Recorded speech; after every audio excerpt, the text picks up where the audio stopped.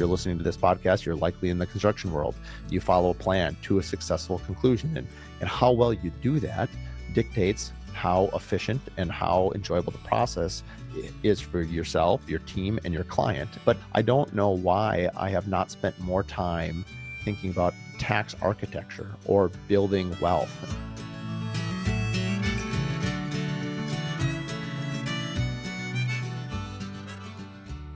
Welcome to Curious Builder Podcast. I'm Mark Williams, your host. Today is our Thursday Q&A, and I don't have a guest today for our Losers Are Winners series that we've been doing.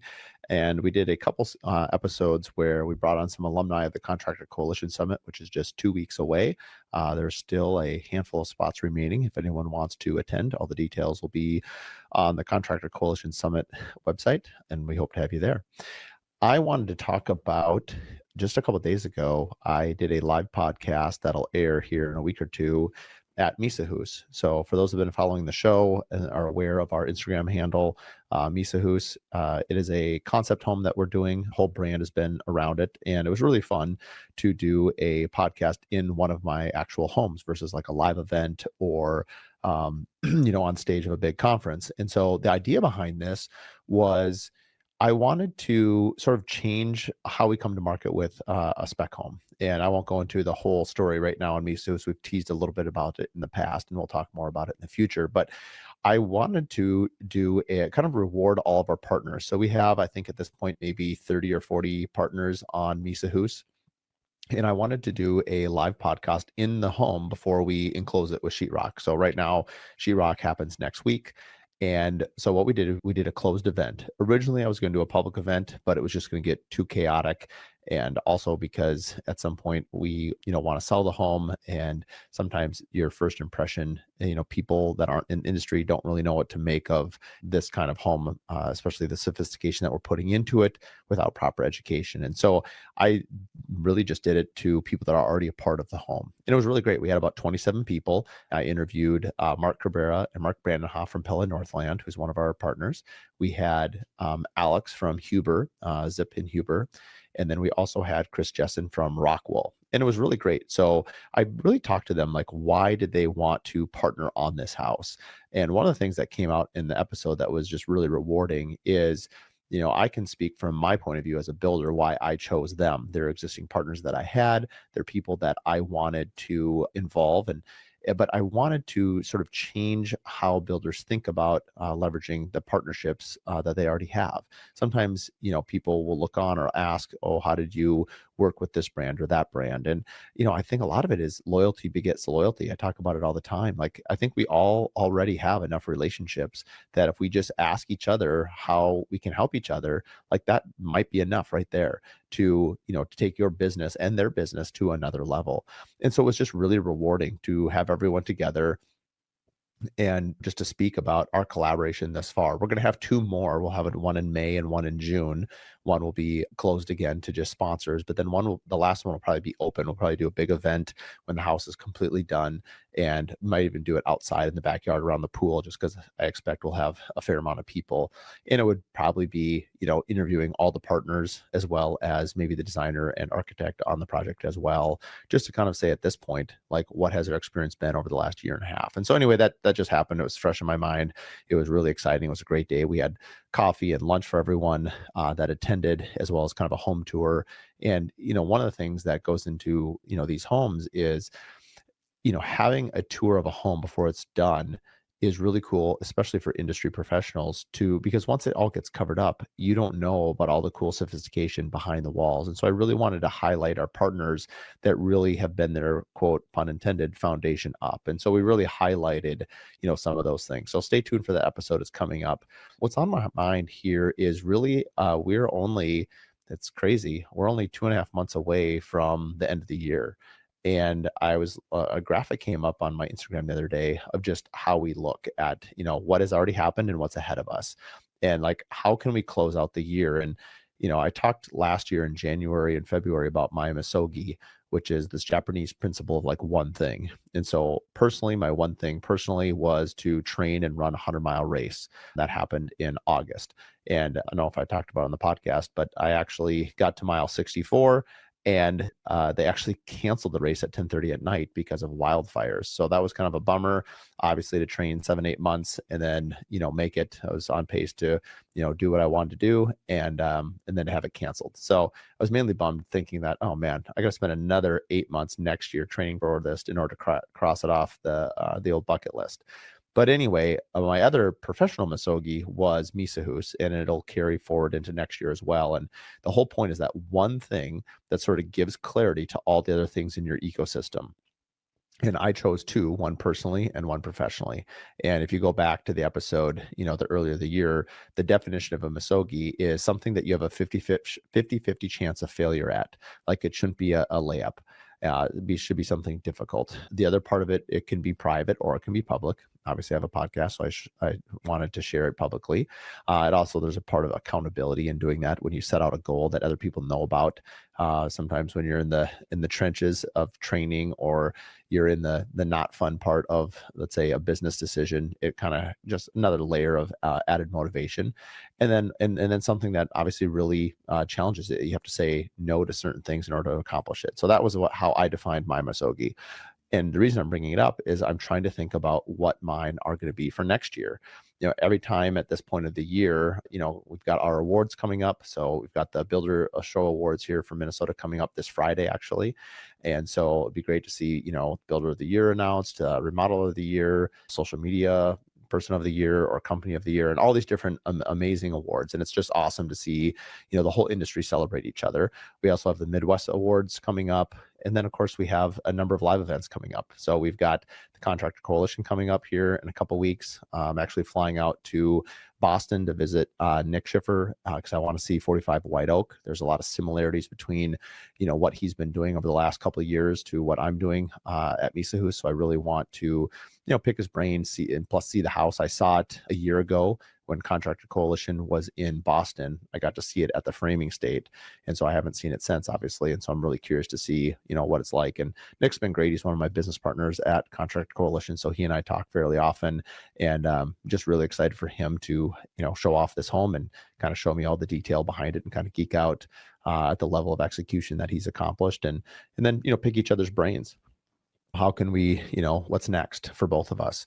And so I'm really excited for that. And then more importantly is setting time aside to plan. And that's really what I wanted to talk about here for the next 13 minutes is, I really enjoy the Christmas time, and we'll set aside the personal time because I think it's really important to, shut down. We shut our company down for 2 weeks over Christmas. So the week of Christmas and the week after. I remember a couple of years ago, I made this decision because, I usually travel on a family vacation the week after. And I always felt like, well, if my team's around, I always felt like that was bad for morale. But also, it's like when you're emailing people or doing something and it's like out of office, like how much work do you actually get done over the holidays? Wouldn't you be better off just taking the time off, like spending it with time with family, read a book, think about personal development, think about your next year, but like just really recharge, like spend that time really evaluating the last year and, look forward to next year. And so I have found that time to be so helpful. And, like most entrepreneurs, we do spend a lot of time, during those down days working more on the business or than the job or personal business. And so I'd say about 3 weeks ago, I went to this Aspire tour here locally. They travel all over the country, and it left a huge impression on me. There was Andrew Cordell, shout out to him. He's a tax architect, and he's had a 1-day seminar, and then it turned into a 3-day really focused workshop. And those 3 days sort of really jump-started my mind on what I need to be focused on financially, not only for the rest of this year into next year, but really for the next 20 years, well, really until death. And so it's really changed my perspective on setting up trusts and setting up, different saving accounts for the kids and how to budget for that.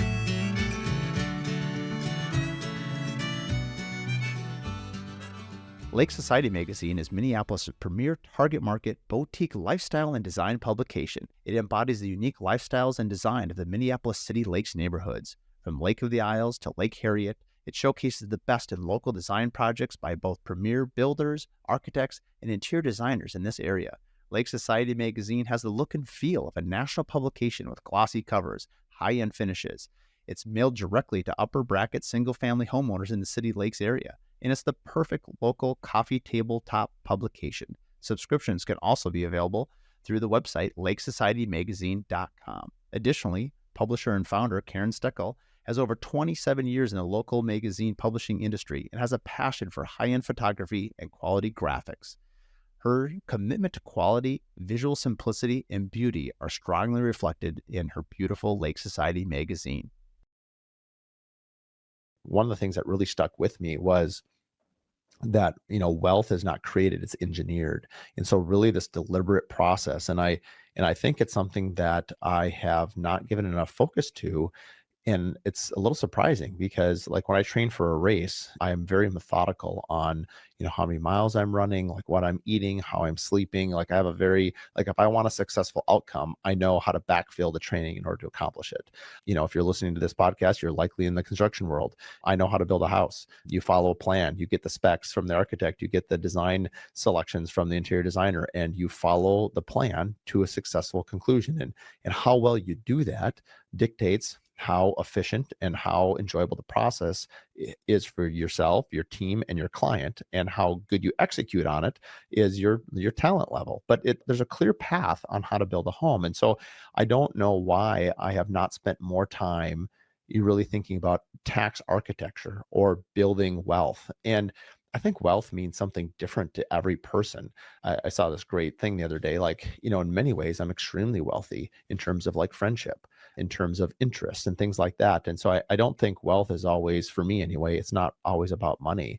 I think my own personal relationship with money is a very positive one. I look at money as sort of a means to an end, as a lot of business owners do. We like talking about money, but in a positive way. I think sometimes in our culture, depending on how you grew up and if your parents were open to it as well, like some people are uncomfortable talking about how much money they make or how much money they didn't make or how they save. But yet, if we don't talk about it, how do we increase our financial literacy? And one thing that was really brought out in this 3-day event was your financial IQ is directly responsible to how much wealth you'll create or architect in your lifetime. And if you are, the only thing that I could relate to is like health and wellness in sports. I mean, a lot of people that are really interested in sports, or let's say football or whatever, like they talk about it with their friends. They're constantly talking about it. So therefore they understand it. And I think if you talk to most business owners, are happy to talk finances and happy to talk profitability and happy to talk about margins and things like that, because it's the language that they understand. It's also what they want to get better at, and it's where their interest lies. And so I just think that culturally there's sort of this underlying taboo that we don't talk about it. And that's definitely something that we try to change here on the podcast. I mean, I've asked many clients. I think it's hard for me sometimes because not every person I interview, it's obviously a public channel, so I have to be careful to be sensitive to what they want to talk about. But if we're honest, like the people that are very open and very authentic, like those are the people that we're attracted to, because it helps us. We're all humans striving to find connections with other humans and other businesses.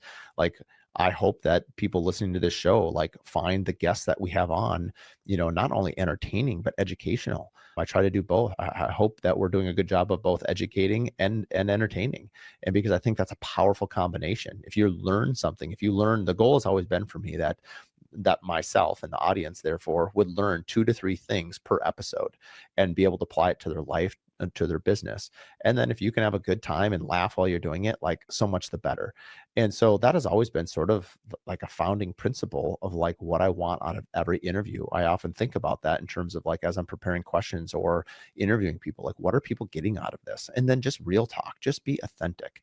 I think the most interesting interviews I've had and most interesting conversations I've had this year have been ones where people are just really vulnerable. I think that's what gave birth to the, Losers or Winners series, is that, I'm happy to hear successful stories. I think they're great. They're motivating, but I find so much more value in how people have failed, how they've picked themselves up, and how they've overcome that to achieve the next thing that's in their journey. And I think that is very human and it's very relatable. And so thinking about the next 2.5 months is I've decided that I've been talking a lot about AI, and I feel like specifically like Nick Schiffer and Morgan Mullet are just leaps and bounds ahead of not only using it, but talking about it. And so about 3 weeks ago, I set on my schedule on Friday afternoons, like a 4-hour block, to work on two things for the rest of the year every Friday. It's going to be AI and finances. And I gave myself some flexibility there because for me personally, if I don't time block it, it doesn't happen. If I just let it like, hey, work on this organically, work on it at night, work on it on the weekend, but don't actually plan it, it's a little bit like trying to build a house for me without a blueprint. Like it's just not going to happen. I need that structured time to sort of focus on it and say, I understand this is my time. And I think like a lot of entrepreneurs, we think, well, we have so many fires to attend to. We have to answer these emails. We have to reach out to so-and-so. We have to solve this problem. You don't. It can wait because if we as the business owners are not working on the business, if we are not sort of making our companies and our lives more systematic and just better, more automated, then we're always going to be the bottleneck in our lives and in our company. And I know that's been true for me for sure. I know I've been a bottleneck for a long period of time, and I will probably still be that way. I think I need basically people on my team that can help me remove the stumbling block from myself because it seems like every time I start a new business or a new idea, I'm basically making myself the bottleneck all over again. And so, having people that I feel like are really good at building businesses, like a Brad Robinson, who I admire greatly.